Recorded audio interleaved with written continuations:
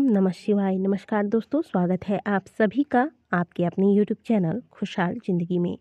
कैसे हैं आप लोग, ये बताने के लिए कमेंट बॉक्स में हर हर महादेव अवश्य लिखिएगा। दोस्तों, कल है 21 जनवरी, दिन शनिवार का है और कल माघ महीने की अमावस्या तिथि है, जिसे कि हम सभी मौनी अमावस्या के नाम से जानते हैं।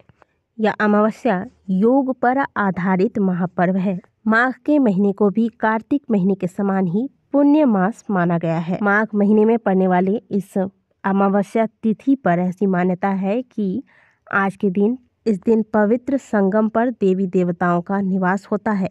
इसलिए इस दिन गंगा स्नान करने से व्यक्ति के जीवन के समस्त पाप नष्ट हो जाते हैं और मौन व्रत धारण करने से भक्तों को अपने आराध्य का ध्यान करने में विशेष ऊर्जा की प्राप्ति होती है।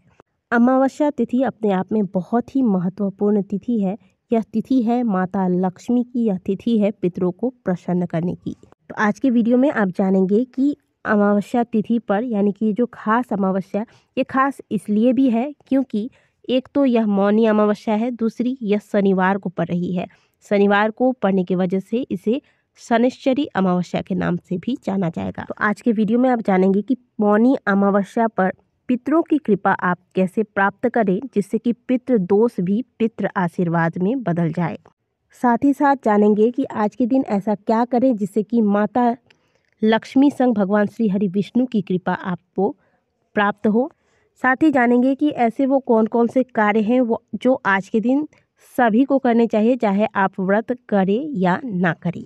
कुछ जरूरी कार्य हैं जो प्रत्येक व्यक्ति को आज के दिन अवश्य करना चाहिए अपने स्वयं के आत्म कल्याण के लिए।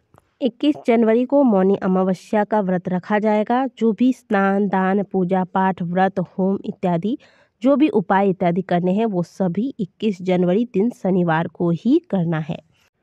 आज के दिन कोशिश कीजिए कि अगर मौका मिले, अगर संभव हो, आसपास अगर पवित्र कोई नदी है या फिर गंगा जी में डुबकी लगाने का आपको मौका मिल रहा है तो अवश्य आज के दिन गंगा जी में डुबकी लगाएं। और अगर ये नहीं कर सकते तो जो भी आप घर में ही स्नान करते हैं, जल में आप गंगा जल काला तिल मिलाकर स्नान कर लें।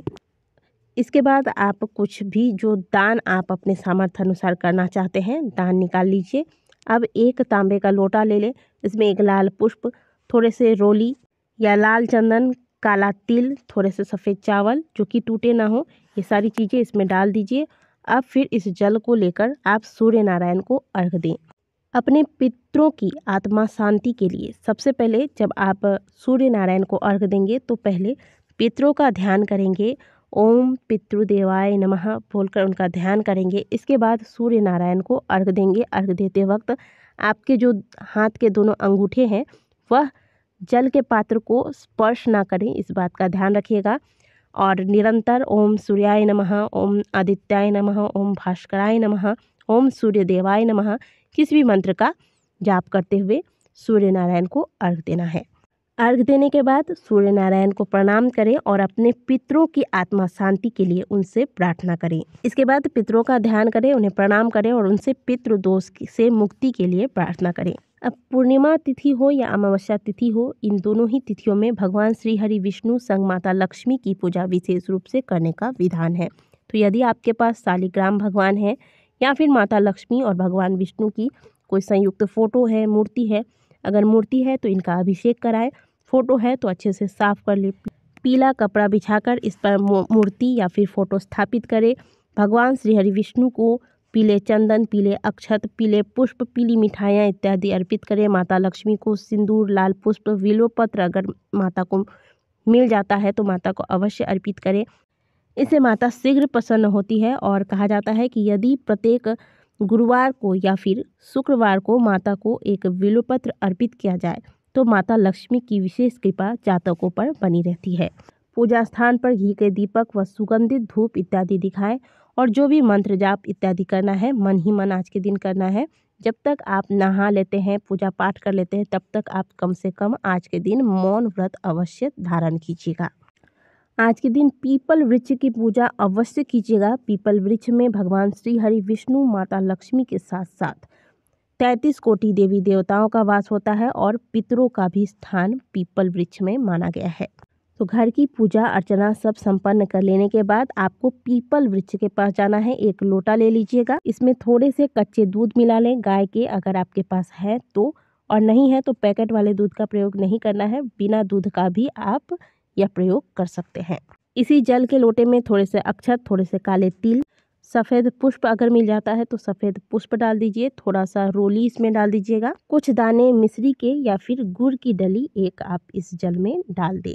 अब यह जल आप पीपल वृक्ष के पास जाइए और पीपल वृक्ष पर अर्पित कीजिए। देखिए, कहा जाता है कि जब आप किसी देवी देवता की पूजा करते हैं तो मात्र एक देवी देवता की ही आप पूजा करते हैं, लेकिन जब आप पीपल वृक्ष की पूजा करते हैं तो कहा जाता है कि पीपल वृक्ष में भगवान श्री हरि विष्णु संग माता लक्ष्मी और 33 कोटि देवी देवताओं का वास है, साथ ही पितरों का भी वास पीपल वृक्ष में है। तो आप जब पीपल वृक्ष की पूजा आज के दिन करते हैं तो आपको सभी देवी देवताओं का आशीर्वाद तो प्राप्त होता ही है, साथ ही आपके पितृ तृप्त होते हैं और जीवन में आप तभी आगे बढ़ सकते हैं जब आपके साथ देवी देवताओं के साथ साथ पितरों का भी आशीर्वाद हो। अगर देवी देवता आपसे प्रसन्न है लेकिन पितृ रुष्ट है तो आप जितना भी पूजा पाठ कर लें उसका पूर्ण फल आपको प्राप्त नहीं होता है। तो इस प्रकार से जल अर्पित कीजिए। जल अर्पित करने के बाद वृक्ष की परिक्रमा अवश्य कीजिएगा, 7 बार परिक्रमा कर ले। मौनी अमावस्या के दिन 108 परिक्रमा यदि पीपल वृक्ष की लगा ली जाए तो इससे विशेष फलों की प्राप्ति होती है, लेकिन ये अगर आप नहीं कर सकते तो कम से कम 21 या फिर 7 परिक्रमा तो पीपल वृक्ष की आज के दिन अवश्य कीजिए। अब बात आती है कि आज के दिन हम पीपल वृक्ष की पूजा कितने बजे तक कर ले। तो देखिए, सूर्योदय से पहले आपको जागना है, स्नान करना है और घर की पूजा पाठ इत्यादि करने के बाद सूर्योदय से लेकर लगभग सुबह के 10 बजे तक आपको आज के दिन पीपल वृक्ष की पूजा परिक्रमा इत्यादि कर लेनी है। यदि आप पितृदोष से परेशान हैं तो आज के दिन 1 लोटा जल में आप थोड़ा सा गाय का कच्चा दूध डाल दीजिए, पीपल वृक्ष के पास जाइए और दक्षिण मुखी होकर दक्षिण दिशा की ओर मुंह करके पितरों का ध्यान करते हुए यह जल आप पीपल वृक्ष पर चढ़ाइए और फिर पितरों से उनकी कृपा प्राप्ति के लिए प्रार्थना करें। इसके बाद पीपल वृक्ष के नीचे जो पीपल के जो पत्ते गिरे रहते हैं वहाँ से एक पत्ता उठा लीजिए, उस पत्ते को धोकर साफ कर लीजिए और इस पर किसी भी प्रकार की सफ़ेद मिठाई पितरों के निमित्त पितरों का ध्यान करते हुए वहाँ पर पीपल वृक्ष के समक्ष अर्पित करें। अब यदि आपको पीपल का पत्ता नहीं मिलता है तो भूल से भी पीपल का पत्ता वृक्ष में से मत तोड़िएगा। बाज़ारों में जो प्रसाद वाले प्लेट आते हैं उसमें भी आप यह प्रसाद चढ़ा सकते हैं। शाम के वक्त पीपल के नीचे एक दीपक अवश्य लगाइएगा। अब अमावस्या तिथि में दान का विशेष महत्व है, तो दान तो आप अपनी श्रद्धानुसार प्रातःकाल जब स्नान करेंगे तो अवश्य निकालेंगे, लेकिन आज के दिन दीपदान का भी विशेष महत्व बताया गया है। तो अपने घर के पूजा स्थान पर आप 5 दीपक लगाएंगे। यह दीपक आटे के या फिर मिट्टी के हो सकते हैं। यह दीपक आप तिल के तेल से तैयार करें या फिर आप चाहे तो घी का भी प्रयोग कर सकते हैं और इन सभी दीपकों में थोड़ा थोड़ा सा एक एक चुटकी काले तिल अवश्य डाल दीजिएगा। पूजा स्थान पर 5 दीपक, एक दीपक आपको घर के मुख्य द्वार पर लगाना है, एक दीपक तुलसी जी के समक्ष रखना है, एक दीपक घर में जो जल की व्यवस्था आपने कर रखी है जहाँ पर पितरों का वास माना गया है उस स्थान पर रखिएगा। घर के आसपास यदि कोई नदी, सरोवर, तालाब है तो वहाँ एक दीपक जला दें। यदि घर के आसपास कोई मंदिर है, शिवालय है तो वहाँ जाकर भी एक दीपक आप लगा सकते हैं। तो ये एक कार्य कर लीजिएगा और जो भी धार्मिक कार्य, पूजा पाठ, दान, दीपदान, स्नान इत्यादि आपको करना है इस दौरान मौन रहिएगा। भले आप पूरे दिन मौन व्रत धारण नहीं कर सकते, लेकिन प्रातःकाल जब आप जागते हैं तब से लेकर स्नान करने से पूजा पाठ, पीपल पूजा, दीपदान इत्यादि बाकी जो दान इत्यादि आप करेंगे उस दौरान आपको चुप रहना है। इसके बाद जब आप बोलेंगे, यानी कि जब आपको लगे कि बोलने की आवश्यकता है तो बोलने से पहले आप राम नाम का स्मरण करें, राम राम बोलें या फिर हरे कृष्ण बोलें।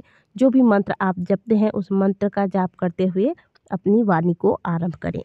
तो ये छोटे छोटे नियम जो होते हैं उनका पालन आप अमावस्या तिथि पर करें और ये सारी चीज़ें हमारे स्वयं की भलाई के लिए हमारे शास्त्रों में हमें बताई गई है। तो बहुत ज़्यादा कुछ आप नहीं कर सकते, व्रत नहीं कर सकते, तो ये छोटी छोटी चीज़ें जो आपको आज की वीडियो में बताई है वो बड़ी आसानी से आप कर सकते हैं। अवश्य कीजिए, आप देखेंगे कि आपके जीवन में बहुत जल्द सकारात्मक बदलाव आपको नज़र आएगा। वीडियो अच्छी लगी है तो वीडियो को लाइक कीजिएगा, कमेंट बॉक्स में हर हर महादेव अवश्य लिखिएगा।